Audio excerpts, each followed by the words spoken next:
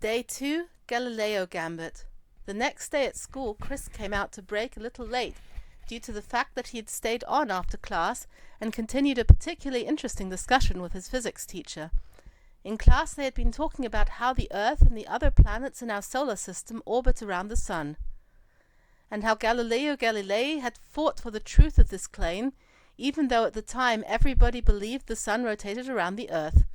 Chris was fascinated by the idea of how Galileo had been confident enough to stand up for something so different from the prevailing opinion, and he wanted to know more. Maybe he could learn some of Galileo's methodology for his quest that he was on. When he came out of the classroom, he saw his classmates all standing around in a circle in the hallway, while Evan and Tina were engaged in a shouting match. Evan was sneering at Tina. "Who would even want to give you presents? You always spoil the fun." Everybody was laughing at Tina.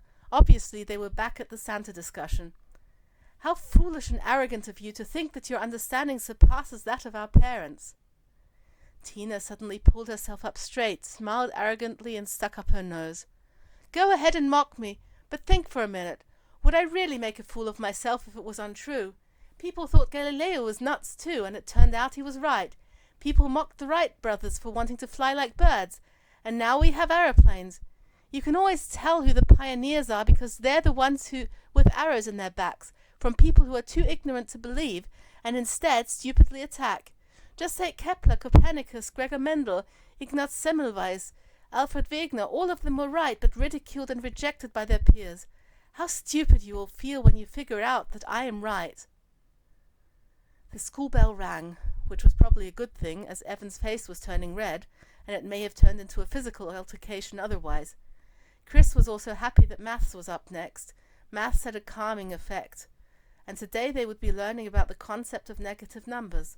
That would take their minds off the discussion, and the things would be less awkward.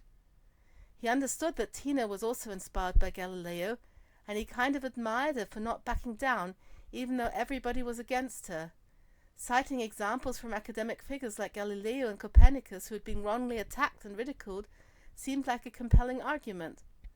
Later that day, as he was about to note this argument as one against Santa's existence, he stopped for a moment to consider what he had noted down as a learning the day before. Always make sure to check if an argument actually refers to the question. Ask the question, what are the facts stated in the argument?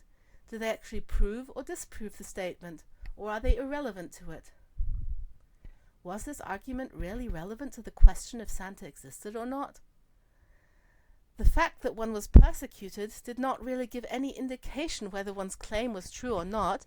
It just meant there was a strong opposition to that. He paused a moment to think whether the strong opposition had anything to say about the truth of the claim. The fact that one was persecuted did not really give any indication whether one's claim was true or not. It just meant that there was a strong opposition, that it was somehow an emotionally charged topic.